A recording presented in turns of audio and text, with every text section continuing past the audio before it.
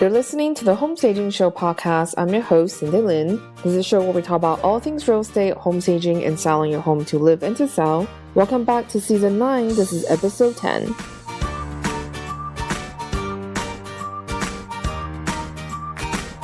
Hey guys, welcome back to another episode of the Home Staging Show podcast. I can't believe we're already at the last episode of this season. So I'll be taking some time off and we'll be back in October for season 10. But there is a possibility that I might do a few more free online training this summer for you guys. I've been talking with somebody who is specializing in building websites or on money mindset, etc. So I'm trying to line this up for you guys this summer during our hiatus for the podcast. If you don't want to miss it, the best way to find out about these training is to be on our mailing list. You can go to stagemore.com and there should be a pop-up that pops up for you to subscribe to our mailing list. You can also go to our show notes on our blog. On the sidebar, there's a place for you to sign up as well.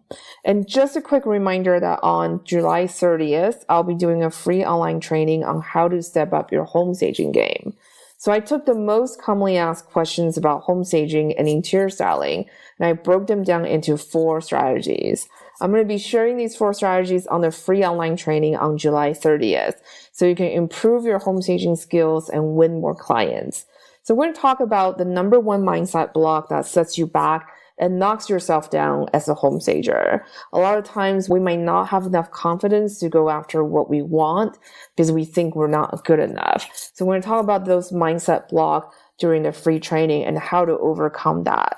We're also going to talk about how to develop that trained eye so you can keep your staging looking sharp, on point, and on trend. And we're also going to talk about how to refine your staging work so you can go to the next level and do all that fun stuff like using bold colors or going after the luxury market. And lastly, we're going to talk about how to figure out furniture, art, accessories placement in the room every single time. So when you sign up for the free training, I'll also send you a free tip sheet on my top 10 favorite home staging accessories and some sourcing tips for you. I'll also be giving away something huge on the free training, so be sure to check it out and sign up for it. So again, it's going to take place on July 30th. So I'm going to put all this information in our show notes. You can also go to cashinthecushions.com to sign up right now. And that is spelled cash in the cushions. CASHINTHECUSHIONS.com. And the last time I gave this free training in May, about 300 people had gone through it, and it was one of the most popular free trainings that I've ever done. So I'm super excited to be giving it again. And during the free training, I'll also be sharing some details and a special promotion for our upcoming interior styling course launch. So you can find all that out when you sign up at cashinthecushions.com. So back onto the show, I have Michele Williams on the show, and I'm super excited because she came highly recommended by one of our guests, Anthea. Anthea has worked with Michele Williams for a very long time. Michele is her business coach, and so she came highly recommended. And Michele is very sought after for her ability to easily explain complex business principles and processes in a simple, straightforward way. She began her career in the financial software design before starting her first company in year 2000, providing soft furnishing for the home industry. So she has a very strong background in working with different types of businesses, in small, medium, and large-sized businesses. And she has a very strong grasp on the scalability factor that are essential to growing a business. Michele is also a certified profit-first professional. She strives to help creative businesses to focus on the financial health and profitability of their companies. She believes that each choice is a step forward towards or away from profitability. And those who work with her understand the correlation between each decision and their own profitability. Pricing, profits, and process and procedures are important, but can be difficult for those creative entrepreneurs to implement. So Michele has proven strategies and mindsets to overcome those obstacles, and she can give every business owner a healthy dose of confidence along the way. So on today's show, we talk a lot, obviously, about money mindset and also profitability. We also talk a lot about misconception about cash flow and how can we improve that as business owners. And so I'm super excited about today's show, and I know it's going to be a good one. So without further ado, let's start the show. So, hi, Michele. Thank you so much for coming on the show. Can you tell us a little bit about your background and what made you get your Profit First certification? Sure. Thanks, Cindy, for having me on your podcast. I'm happy to be here. So that's a loaded question. What made me get a Profit First certification? So I'm gonna jump back probably about almost 30 years, and I know for some people that's their entire age, but hang with me for a second. So my first job out of college, I worked for Dun & Bradstreet Software and built financial application software. So I built accounts payable, general ledger, purchasing, inventory, project accounting, all of that. I did that for 10 years, and then I came home to raise my children, and I started a business doing custom window treatments and light interiors and that kind of thing. And I wasn't making the money that I wanted to make at the beginning. So I was really struggling. Even though I had a business degree, I built financial software, I didn't take those principles and put them into my business at the beginning. What I did was I built a business based on what I was passionate about and what I enjoyed. And so I let the passion and the pat on the back and the excitement of the client that I was helping pay me, if you will. I let that fuel me until I realized, that I was losing money so that I could help wealthy people decorate their fourth home. And I realized there was a disconnect.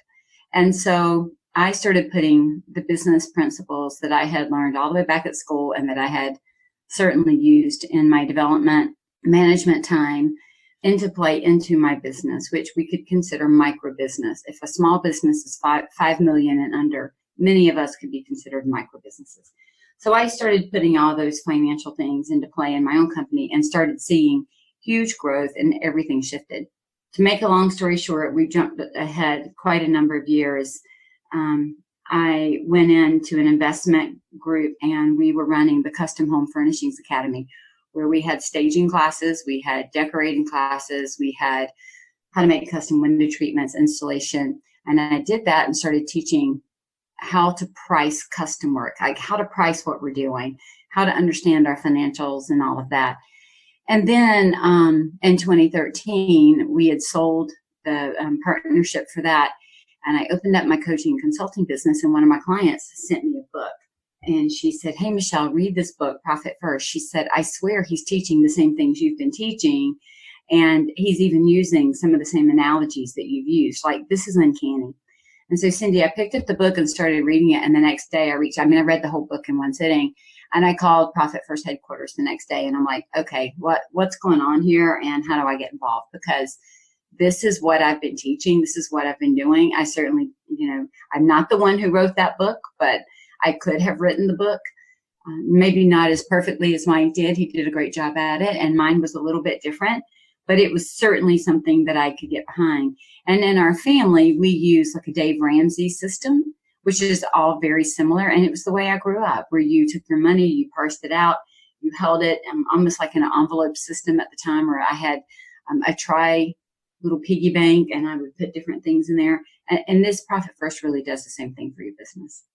That's great. I love your background. That's why you really specialize in interiors and design professionals, because you came from that background.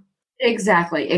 And, I did do some, I'm going to call it staging light back in the early 90s. And I did more of the walk and talk type staging, where the homeowner would come in and we would walk around and pretty much kind of take their home and make it more of a house. You know what I mean? The conversational part of staging, but I never went as far as literally bringing in my own furniture. Certainly asked for that, but wow, bless you all. That's a heavy business model for sure. Yeah, I think so. I think it's definitely very labor intensive, and also overhead intensive. But I think personally, I prefer doing vacant staging. And so that was a business model that I chose. But many people have done very well with redesign, which is Occupy Home, also called Occupy Home. So, Correct. to each of their own. But I think at the end of the day, it's really important to understand that it's really important to drive profits, not revenues, because that was the biggest mistake I had, I think, when I was building my business. I was really focusing on building, like hitting, the six-figure revenue. But what I was ignoring was our profit margin. So I'm really glad to have you come on today and talk all about that. I agree with you. I think in any business, we absolutely have to be revenue driven, but always with an eye towards profitability. Because Mike Michalowicz and I had this conversation on my podcast, and we had the discussion that revenue is responsibility, but profit is sustainability. And so there is a lot of responsibility when there is a lot of money flowing through your company. But if you're not making any of that money, I mean, why? We're just not building this whole infrastructure for us to not get paid, And to your point, Cindy, I've seen a lot of businesses, not some, a lot, that chose to remain smaller but more profitable. And some chased the revenue goal. And when they did that, it was at the expense of profits. And so then they did get, as we would look in, to see this huge business, but they weren't making any money, or were making less money than when they've been smaller. I agree with that because that's the model that I chose. I'd rather be very small, very flexible, but we have higher profits. Just like I said earlier, with bacon staging, it can eat out a lot of profits, surely by having labor, having a warehouse and all that overhead and maintenance come with the business model, it can kill the profit very quickly. So I have to be very, very conscious in terms of what we're investing in and then also how we run the business and make sure we're not leaking money everywhere. That's so true. Every business really needs to be doing that, right? Regardless of the model. Because the more money we make, it's easy to start now all of a sudden saying, oh, I can have this, or our business can have that, or now we can do this. We've been waiting for it. And our expenses can quickly outpace our income. I mean, almost in a breath, right? If we're not watching it and we don't have metrics and we don't have longer term goals or even just financial goals that go all the way down to the net profit level. Right. And so for those of our listeners who are not familiar with the profit first system, can you give us a brief overview of how the system works? Sure. So the first thing that I would say, Cindy, to you and to your listeners here is Profit First is not a replacement for your accounting software or your accounting package or your accounting processes. Okay. This is not a replacement for it. It is a come alongside of. So it is a money management system.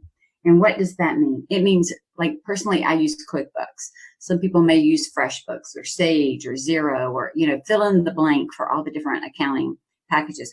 What those do is financially indicate where our money is spent as far as accounts and items and products and services. That is not what Profit First does.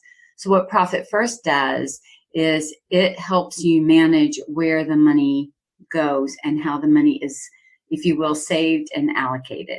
And so the basis of Profit First, and I'm going to tell you, it's a management system, which I mentioned, but I say that, and I want to put an emphasis on that because not every company implements it exactly the same way. And we'll talk a little bit later that, some people struggle because they try to do an exact implementation in the book without taking into account their company. So I'm going to explain what the book says, but just know that it can be adjusted for each company. And so what the book really, the method teaches is that we gather our income into an income account. So when people pay you, all the money goes into that income account. And that we then take that income and we parse it out based on the job that it's going to do. And so we may pull out a percentage for profit. And these are all strategized percentages. So they're not just random, right? So you pull out a percentage that we're going to hold out for profit. We're going to pull a percentage out that we're holding out for owner's pay. We're going to pull a percentage out for the expenses in the company and a percentage of taxes. And we are going to pull that money out of the number that is called real revenue. And real revenue can be similar to gross profit. It is the amount of money that is left over that is after you've taken materials and subcontractor cost out of total income. So if you think about, let's say an income statement, you have all the income that came in. We're going to subtract out anything that goes to materials and subs, which to some of us could be similar to a cost of goods. What's left is real revenue. That real revenue, we're going to tell it where to go. And we're going to do that by creating percentages that fit our business model and where we're heading. And we're going to go create bank accounts, and we're going to move that money into those bank accounts, because what Profit First also does is it tries to work with our normal human tendency. Our normal human tendency is not to say, I wonder how much money I have. What can I do? I think I'll go look at the balance sheet and the profit and loss, and I'll pull up my AP report and my AR report, and I'll do a little bit of work. That's not what we do. We tend to stop and go pull up that bank account list and see what our bank account says, and then we start making decisions. And so instead of working against that, Profit First works with that. And so by moving the money into the bank accounts for the activity that it's meant to support, like taxes, we know that when we look at that account, that is a tax account, and that money is to pay Uncle Sam for taxes, or, you know, whoever it's due to. And so we're not going to use that money to, you know, give ourselves a profit or to pay our salary. It is set aside for taxes. And so that's what the Profit First method does, is it sets your money apart in separate bank accounts. It's all still your money. You have access to all of it. It just pretty much tells each dollar what to do. I really love that. I remember I first heard about Profit First on a podcast, you know, the School of Greatness podcast with Lewis House. And Yes. Michael was on it. And then I was like, wow, this makes so much sense. I don't know why I never thought of it this way, because I know people, for example, they save for vacation, right? In a way, it's the same thing. Right. You're allocating certain parts of your funds to go into a certain purpose. And I just thought that was the cleverest thing ever. I'll have to tell you a funny story. So when I went to the first Profit First convention, I had a roommate, and it was Lewis Howe's mom. No way. What's her mom? What's Yes. his mom like? She's great. Her name's Diana. We roomed together, and it was before Lewis had blown up. And so she was telling me all these things that her son Lewis was about to do. That was back in 2015. Yeah. He had not really hit the scene yet. You know, it came right after that. But funny, she was a bookkeeper, or is a bookkeeper. I don't know if she's still doing it, but we roomed together. So how funny is that? That's crazy. I really love his podcast. It really helped me shift a lot of mindset issues that I had. And I was going through a really low point in my life in 2014. And he really helped me with his podcast, just simply by interviewing all these really inspirational people. And I was forever grateful. And telling his story, right? Yeah. He shares his own struggles and makes it very real. So yeah, no, I really love his podcast. And so I really recommend it to everybody I know. And so I know cash flow is incredibly important. Can you briefly explain what cash flow is in a business and what are some of the common misconceptions? Sure. You know, it's so funny. Cash is what we run off of. I mean, I know we do a lot of it electronically and we never really see it. But I would tell you one of the largest, well, let me back up. The number one issue that I would normally get from larger companies is cash flow. And what cash flow simply means is how cash flows in and out of the business. And if we've had a business for any amount of time and we're not careful and watchful, we can certainly see that cash can flow out a lot faster than it flows in, right? And so to manage cash flow, some things that we have to stop and think about are, when do we get paid? How do we get paid? Has the work already been done? When can we recognize that cash as income? Because just because you have cash come into your company, it doesn't necessarily mean that you can recognize it as income. And so really just having that strategy for, when do we recognize income? When do we get paid? Is it 100%, 50%, 10% upfront, all the time? You know, it's a management. It is a full management opportunity just to keep up with cash in and out, especially if you have rent and employees and payroll and all of that. And Profit First tries to work with that to help you stop and think about, like, when does the money come in? I know in the book, he really talks about breaking down your month into 2-week intervals, or, you know, 2 intervals, the 1st through the 15th, and then like the 16th through the 30th or 31st. and then setting all of your payments to the 10th and 25th so that we're managing in 2-week increments, knowing how much cash we need to bring in for those 2 weeks based on how much cash is going out those 2 weeks. That's amazing. And so, in your opinion, what are some of the common causes that cause these poor cash flow problems? So here's what I see. I see either people not getting money up front, right? They're getting money behind the work instead of in front of the work. So then what happens is if, let's say that you didn't get paid for staging until after everything had been staged. Well, if you're having to pay movers or you're having to pay anything that has to do with staging that particular space, you're out of pocket all of that money in advance. And then if they wait 7 days to pay you, you're having to float that money up front. Okay. Right. A shift is if we were to take a down payment or some amount of money or the first month or whatever, some money up front to get started. Now I've got some operating cash to start paying for these things that are going into the staging of that particular space. And so one of it has to do with the amount of down payments that we get or retainers that we get. And then secondly, the timing of when we get it. And then, thirdly, if somebody pays you, let's say this is really big on the interior design side, and I can see it hitting the staging side as well.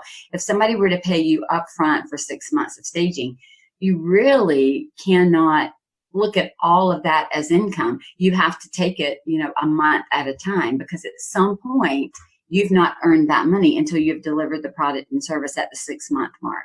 And it hits interior designers because they'll, if they were to take all the money to go buy furniture and that furniture is not going to show up for 4 months to go in that client's home, they can't capture all the excess of, what they're paying their vendors as profit because they've not delivered that piece of furniture yet. Right. And so we have to be careful because some people, what happens, here's the other place they get caught up. We take in money early, but we've not yet earned it, and we run it through our business and start spending it. And so now we are taking money from the future to pay for expenses of the past. Yes. I see that with stagers also. A lot of new stagers, especially, I get a lot of emails from new stagers, and one of the most common questions is like, how soon can I start buying inventory? And I'm always like, you never buy inventory until you book the job and get paid a deposit to do it. Because I would never tell any of my students, for example, that you should go out and shop, even before you book the job. Because I don't believe that you should be in debt before you even start the business. So I know shopping is very exciting, it's very fun, but cash flow is really key in terms of running our business. Yeah, no doubt. And that I think that any business, we have to have some sort of startup capital. But you certainly can't go out and, blow it all buying pretty lamps and pretty things to put in a home when you don't even have the job yet to put it in. Yeah. So, yeah, totally agree with that. And, I do understand that we have to, especially if you're doing vacant staging, you have to build up inventory. At some point, you're either renting it all or you have inventory or some combo of the two. And really being able to do the math to determine when is it better to rent and when is it better to buy? Because I don't think it's an either or. Yeah, I think that is a struggle with most stagers, I think. I think for me early on, I was just like, I hate renting. I feel like I have no control. I am basically a slave to their schedule. And for me, it was really important that I should just have my own inventory. So I made a decision early on I was going to do that. And I built my inventory as I built my business. I started my business actually when I was 25, and I built it out of my parents' garage. I didn't even own a house. My apartment didn't have a garage. So I was storing everything in my parents' garage. And my sister and my mom would help me out, but I built the business. I was really hesitant to buy the inventory, and my mom was very level-headed, and she said, if you want to make money, you need to make investment in your business, and your inventory is going to be your tool for making your business work. So yeah, now that you booked a job, go ahead and buy inventory because renting is just not going to be feasible in the long run. And I was like, well, you're right. I hate to say it. My mom was always right.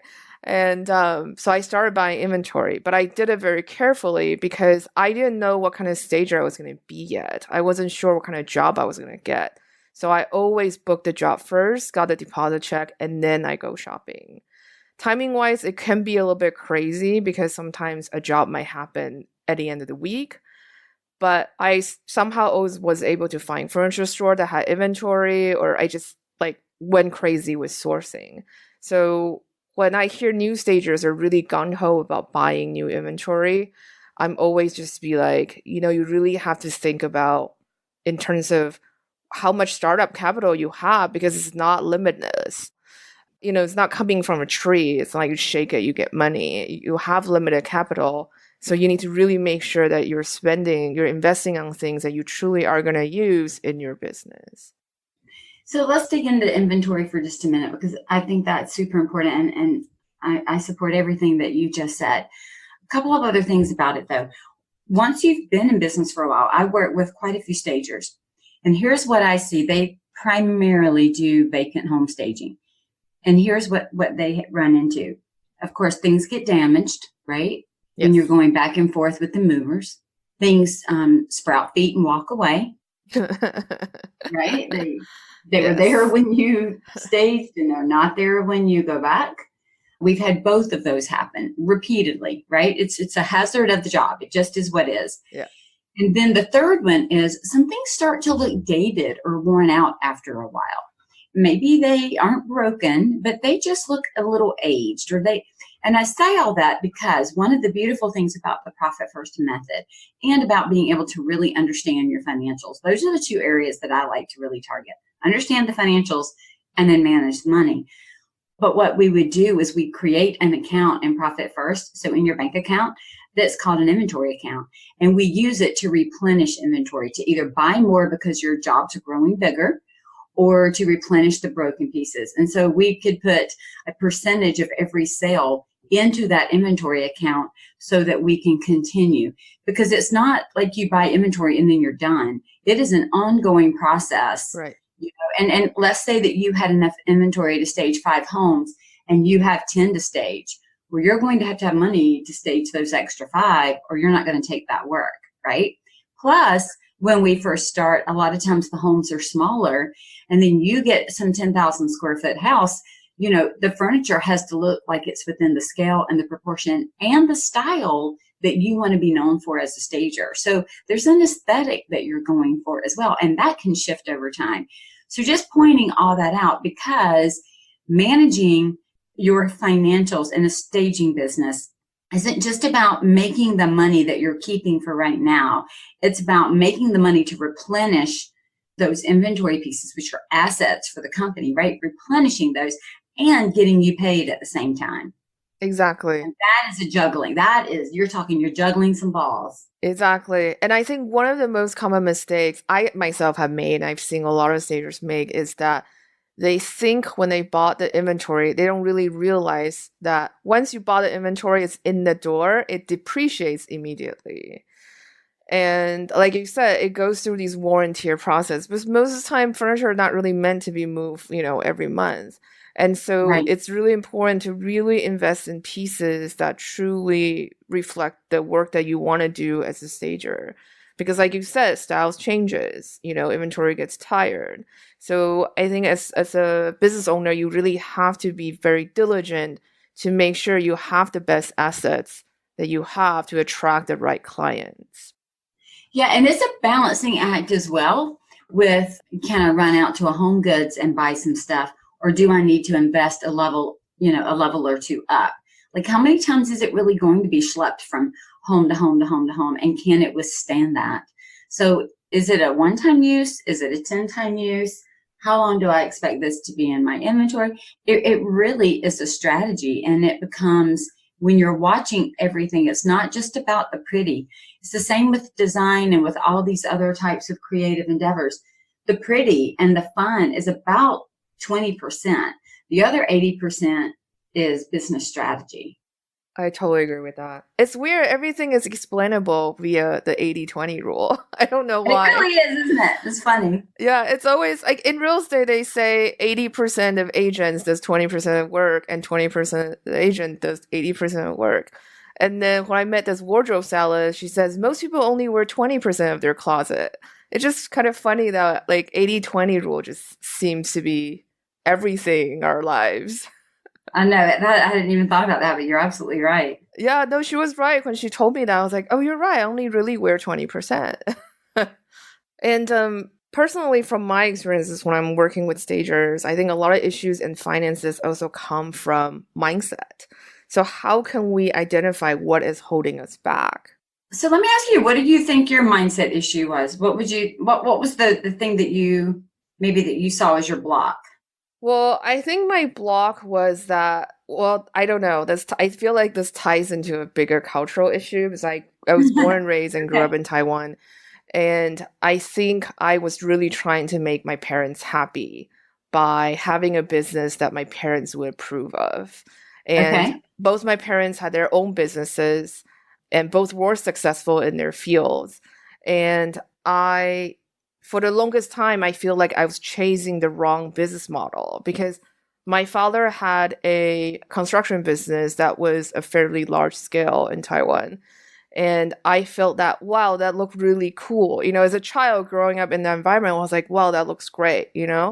And I think that I thought that was a business I really, really wanted.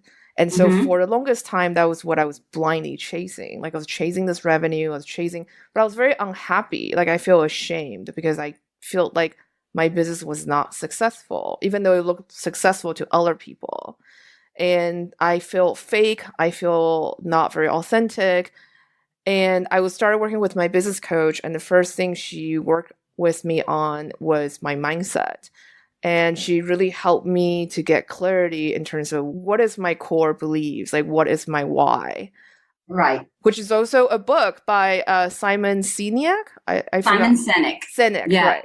And it was a great book. I really highly recommend as well. And so now everything I excellent. do, I come from that place. Like, what is my core value and what is my why? And once I got that clarity, I realized I was building a business that was not me. And I Okay. realized I actually want a very small scale business, but very nimble, very flexible, very quick to shift, because I think the bigger your business get, the harder it is to make certain changes sometimes. Just because Absolutely. the amount of people involved, amount of capital involved, et cetera, et cetera. So then my Okay. business really shifted. It was really weird because once I changed that, I really focusing on a certain type of starter home market in San Francisco Bay Area, and that's all I focus on. And so I changed my inventory and I changed the way I market, and it's just really weird. It felt like everything started clicking for me, and then that same year, we went to six figure. It was Yeah. weird. Like it just once that shifted for It me. makes perfect sense. So let's dig into that for just a second. The reason I asked what yours was is because for every person it could be a little different, but almost every single time it goes back to what we believed about money and Right. success as a child. Right. Almost every single time. That's What true. was our definition of money and success? How are we projecting that onto what we're doing and building and creating at this point? However, if we build a business that is outside of our core values, our why and our values, right? And they're all tied together. Simon Sinek, and I have all my clients go listen. He has like an 18-minute TED talk. He has more than one, but this one is on finding your why. And so I highly recommend that your listeners go out and grab that TED talk. But your why was developed before the age of 18. It's based on a very firmly held belief system. It's not changing. And it is the same, Cindy, regardless of whether you're at work, you're at play, you're with your family. It doesn't matter. It is based on some firmly held belief system. Okay. Usually happens and was created from a high or a low. And so when you can identify what yours is, it is like the thing that gets you out of the bed in the morning. And when you can identify it, like you said, you've done, and you align that with your values, like your top three, you might have 10 or 12. I like to have my clients identify their why, identify their top three values, and then we do the Gallup Strengths Finder. And I have them look at their top 5 strengths. Because to me, if we're going to build a business and I'm going to coach my clients to build a business, it should be number one, that fits their why. Number 2, it should align with their values. And number 3, it should be built on their strengths, not their weaknesses. And then If they value a huge business, that's what we'll build. If they value a smaller business that is nimble, then that's what we build. I had a client that I met with for dinner last night, and she had spoken to another advisor. And, his comment to her was, well, you need to do this, this, and this. And he was pretty much saying to her that she needed to give up customer service in her business to chase the money. And she was saying, I can't do that. Like, I cannot even imagine a world where I would give up customer service to chase the money. And he said, well, you're never going to be a huge company. And she's like, but that's okay. And so we had a conversation that talked about, was he wrong? No. But what he was telling her didn't align with her values. And that's why it felt like I can't build that business. That's the same thing that you were just describing to me. The idea that you had of success and of money didn't translate to the way that you were trying to build your business, and in a way that kind of resonated with your own truth. And I will tell you that we are successful or we are failures, and that starts in our brain. It starts with how we think. There is the thought that says what you focus on expands. And so if we're focusing on, I can do this, here's a way around this, or I am successful, if we focus on what that takes, we will give our energy to it.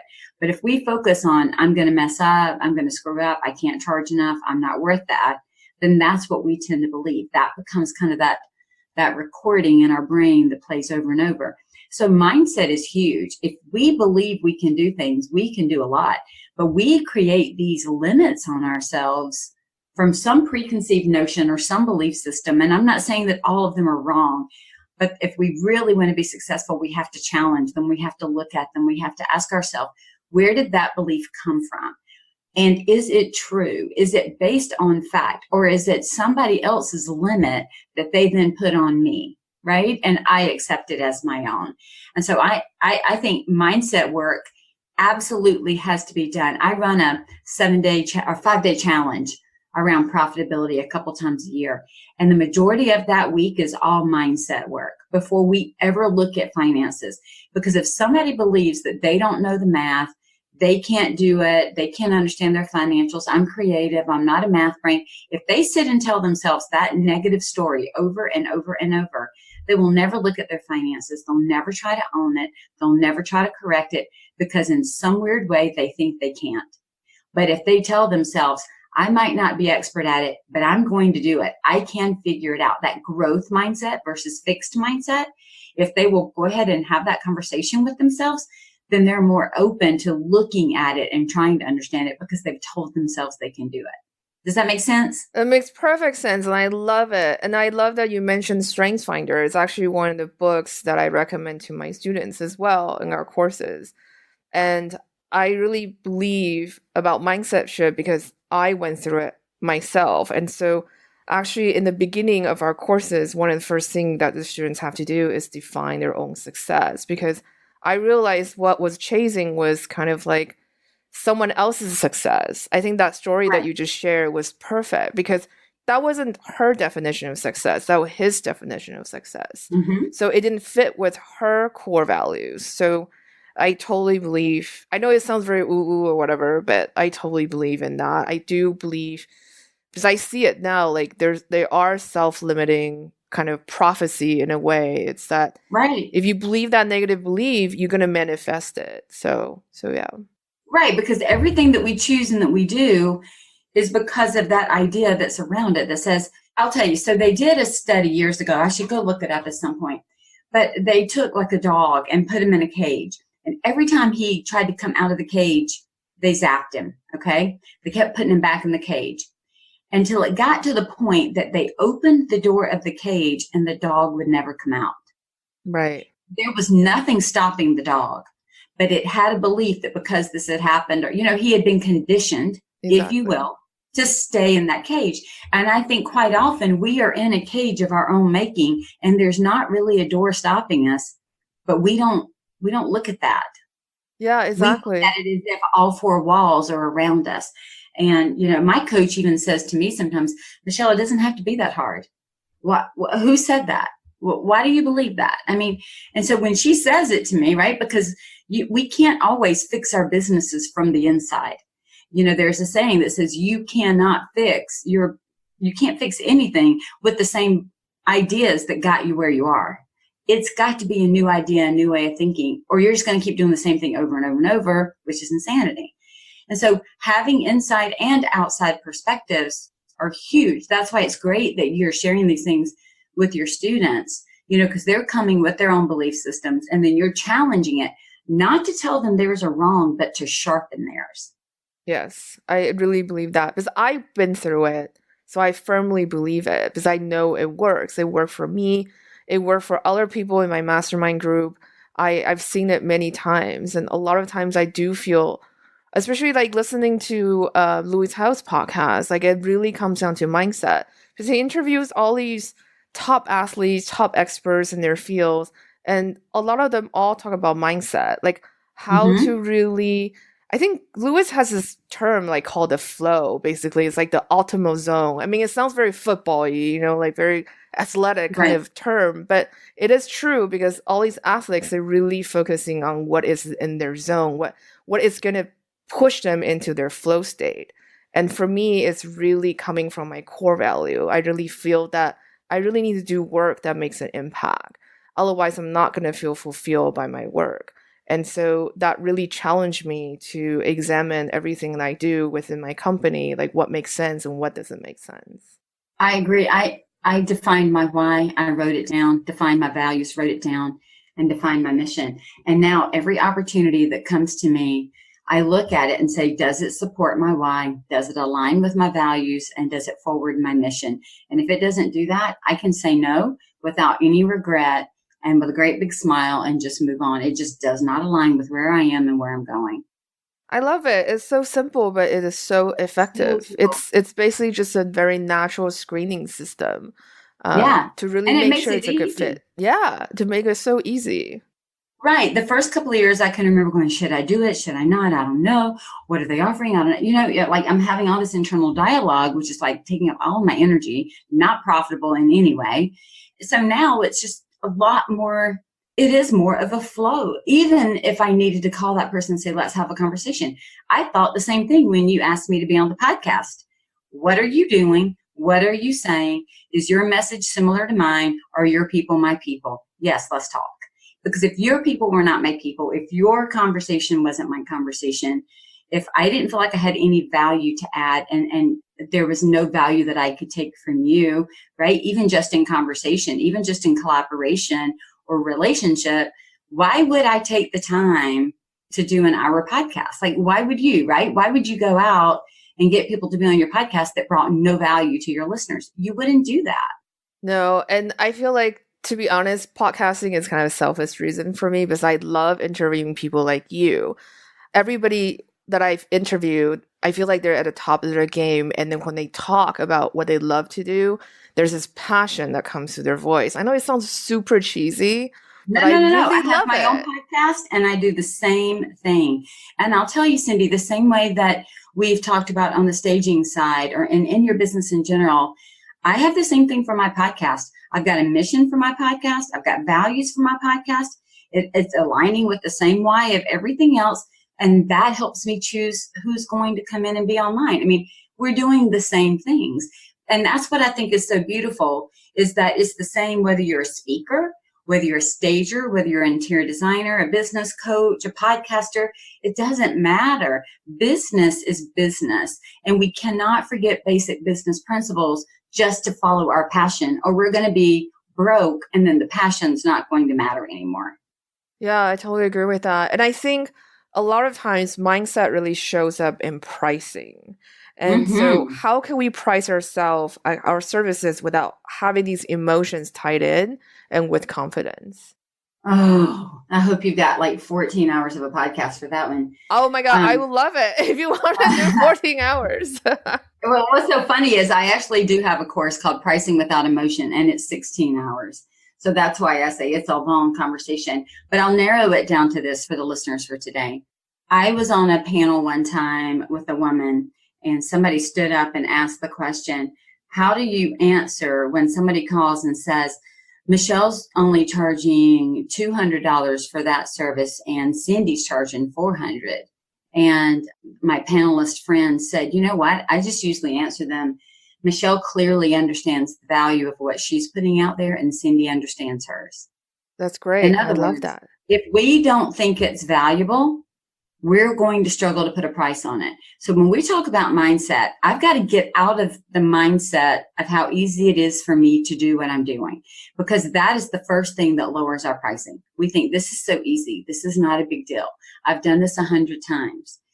But the truth of the matter is, when people pay you, they're paying you for a couple of things. They're paying you for your knowledge. They're paying you for your expertise. They're paying you for your time and for the value that you bring to them. If we pick that apart quickly, knowledge is what you know. Expertise is that you can put it into action, right?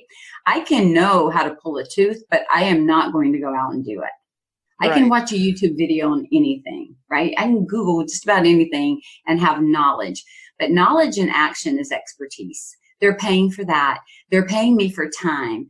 And that is the time in the moment that I'm serving them. But the value comes with all the time that I've spent, all the education that I've paid for, that brings me to the moment of service to serve them at such a high level.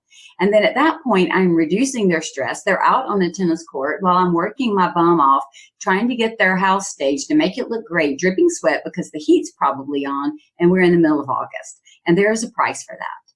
And so if I don't recognize what that price is, I won't price it well. And so the first thing I tell people is get out of your own way. It's easy for you because it's a strength, but they're not paying you for that. They're paying you for all these other things. And so identify what they are. Identify every way you serve that client. Identify every stress relief. For staging, identify how much faster the home sells. You all know that.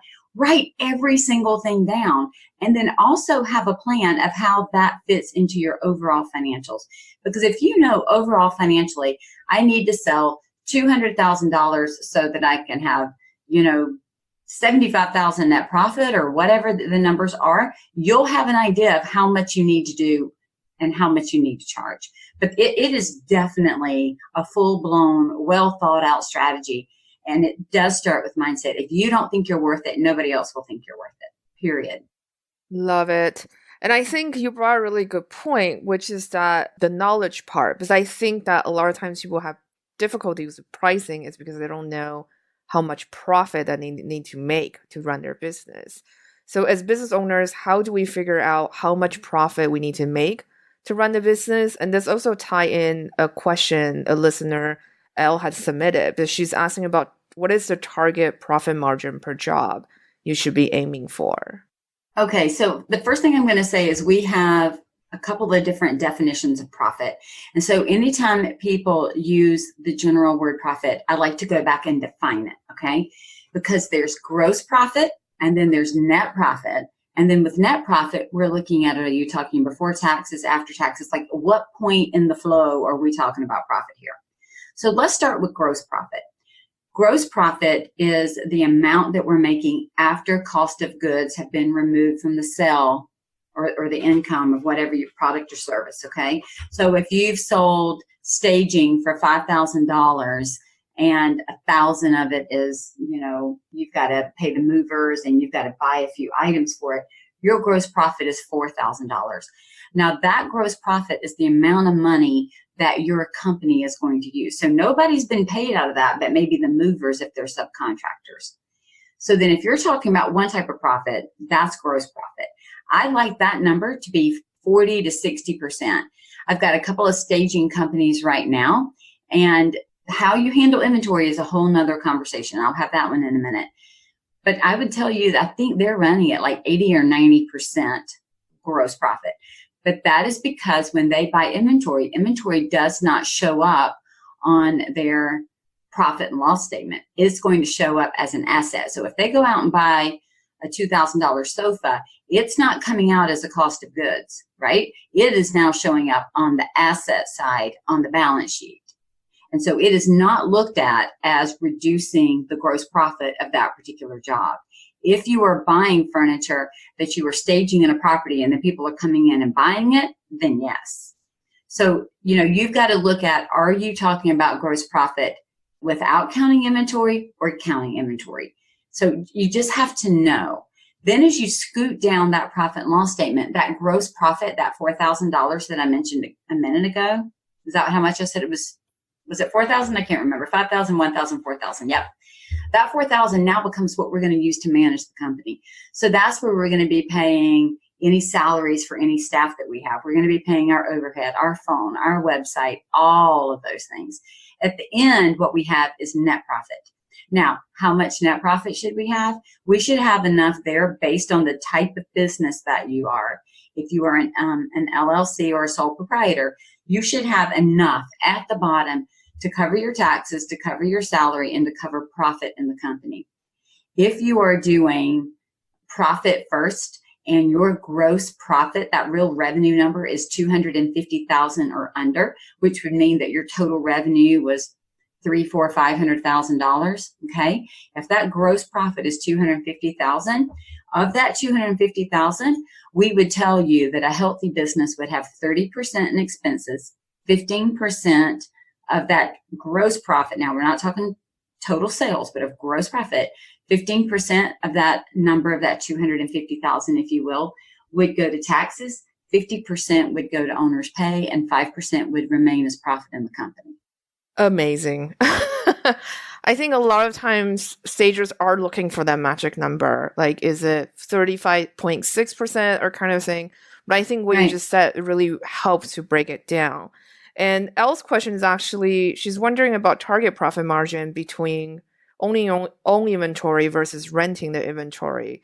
So how would that change in terms of percentage? Or is it that it really, well, again, that's going to be according to how are you looking at it. For example, if people say, I've got 30% profit, well, 30% of what number? Are we talking gross or are we talking net?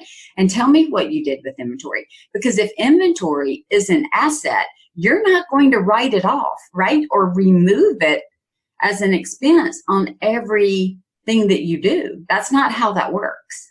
Right? If I've got $5,000 that they paid me and I went out and bought $1,000 worth of furniture, that is not going to show up as reducing my profitability directly, because that 1,000 was actually a company investment for an asset.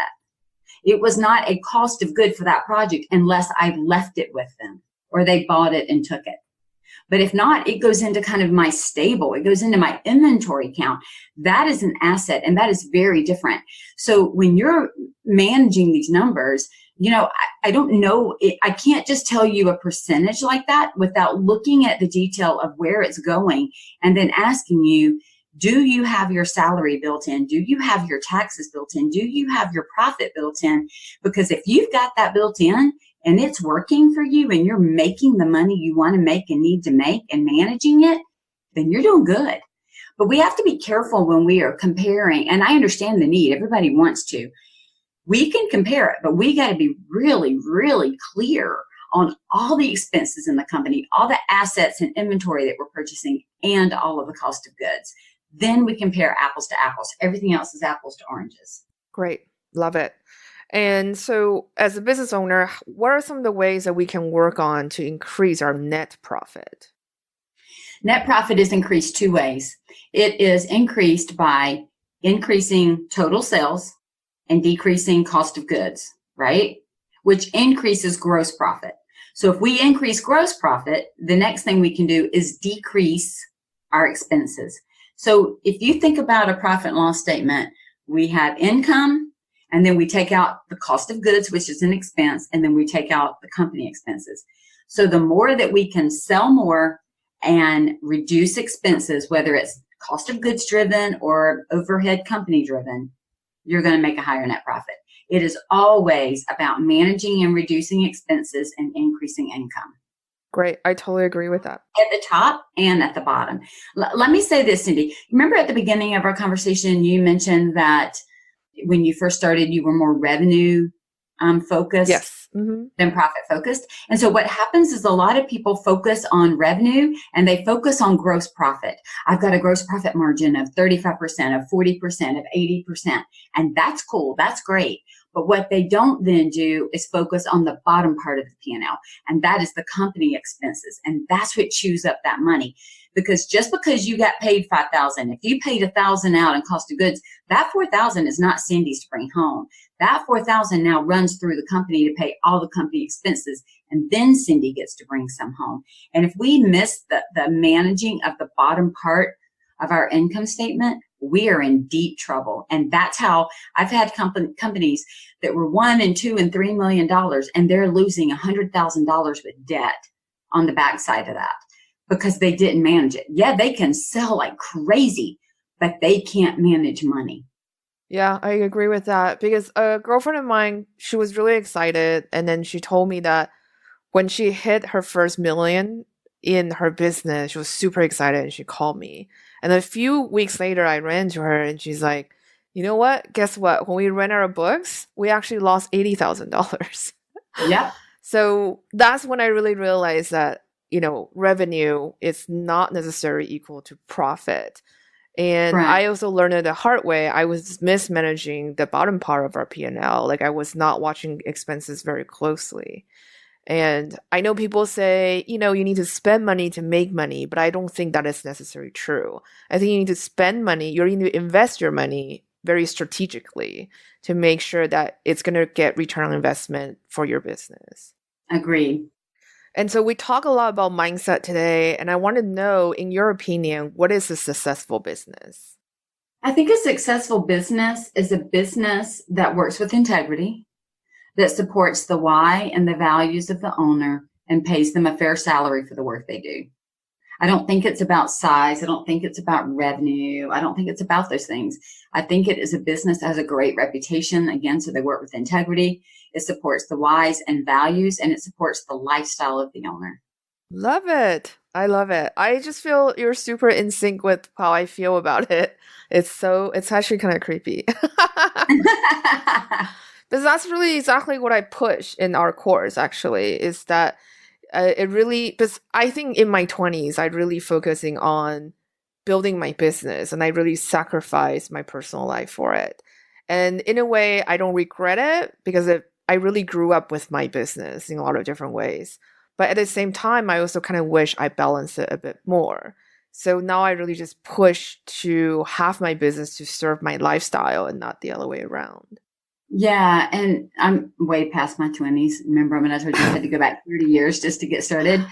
But I'll tell you, I've been able to, I've had a business of one. I've had a business with a 9,000 square foot building and employees from all over the country. I've had a little bit of all of it. And I got to tell you, my goal was to be able to be home and raise my children and make an income. And so I was able to scale up, scale down, scale left, scale right.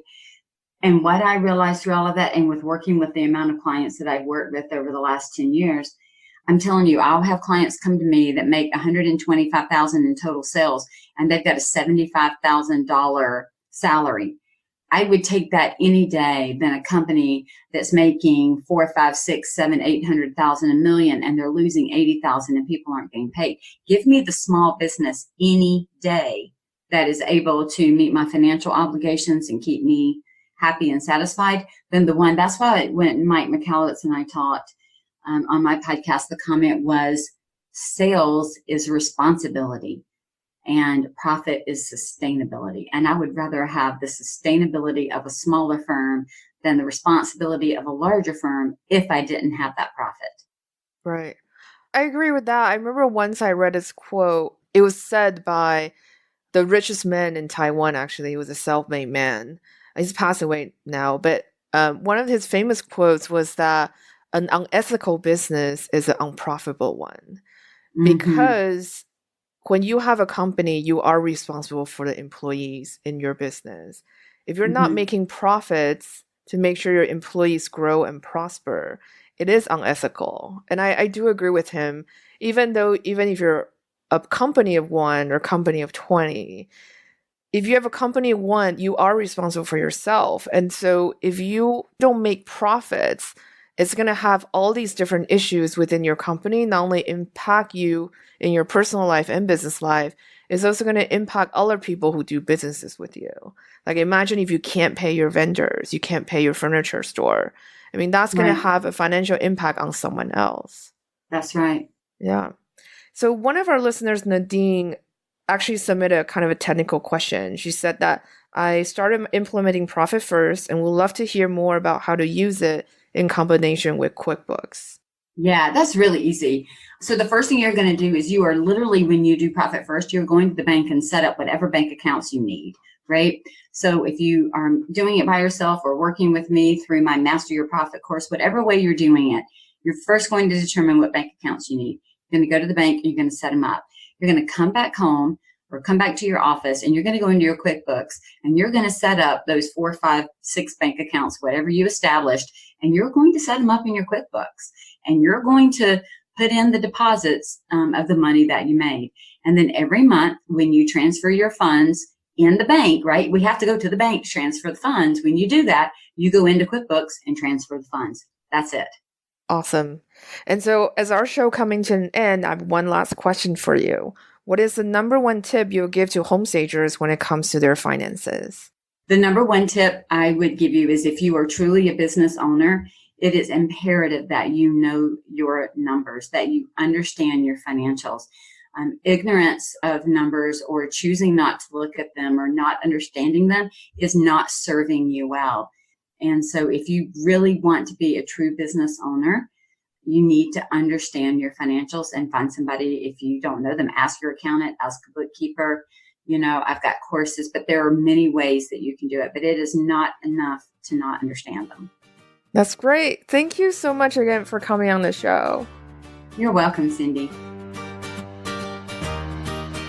So that's it for today's show. Thank you so much for listening. If you want to help and support the show, there are 3 ways to do so. You can leave a review and rating on iTunes. You can share the show on social media, or you can donate to support the maintaining costs for the podcast.